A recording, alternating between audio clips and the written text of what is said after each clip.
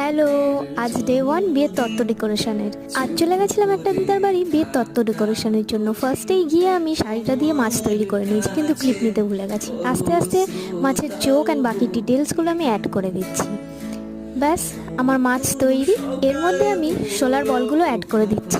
এই মাছটাকে কভার করার জন্য একটা সেলোফিন পেপার ব্যবহার করেছি আমি।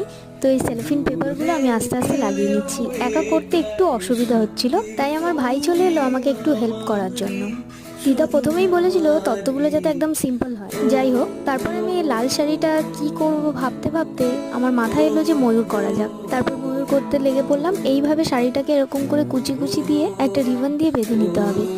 তারপরে আস্তে আস্তে এই শাড়িটার যে বাকি অংশটা এরকম গোল গোল গোল গোল করে ঘুরিয়ে ঘুরিয়ে মুড়িয়ে নিতে হবে এবং তারপরে একটা ময়ূরের শেপ দিতে হবে। ট্রের মধ্যে রেখে দেখি ময়ূরটা তো অনেক বড় হয়ে গেছে, তাই নিজের মনের মতো একটা কিছু বানিয়ে ফেললাম। কেমন হলো কমেন্টে জানিও। নেক্সট ভিডিওতে আরো অনেক কিছু শেয়ার